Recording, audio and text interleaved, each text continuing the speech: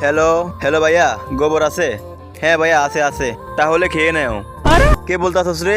Next day. Hello ভাইয়া, গোবর আছে? আরে ভাইয়া হ্যাঁ গোবর আছে, কালকে তো তোমাকে বলেই দিলাম। তাহলে খেয়ে ফেলো। আরে এটাকে, আমি তো পুরো পাগল হয়ে গেলাম। তারপরের দিন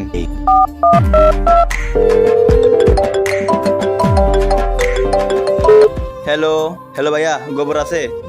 গোবর? হ্যাঁ ভাইয়া গোবর আছে। হ্যাঁ তাহলে খেয়ে ফেলো না। কে কে কোন শালারে? এই শালার কিছু একটা করতে হবে।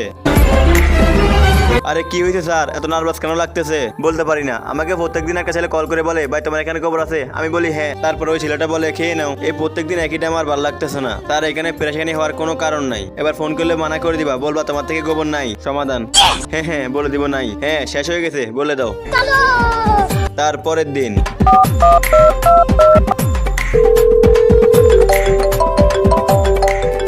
আরে এটা তো ওই ছেলেটার ফোন মনে হইতেছে। দাঁড়া দেখাইতেছি মজা। এর আগে বন্ধুরা, তোমরা যদি এই ছবিটাকে মন থেকে ভালোবেসে থাকো তাহলে ভিডিওতে লাইক সাবস্ক্রাইব করে দিও। আর যদি লাইক সাবস্ক্রাইব না করো তাহলে আমি বুঝে যাবো তোমরা এই ছবিটাকে ভালোই বাসো না। হ্যালো হ্যালো ভাইয়া, গোবর আছে? নাই, শেষ হয়ে গেছে। মনে হয় তুমি সব খেয়ে ফেলছো। हाँ भाई, कैसी लगी?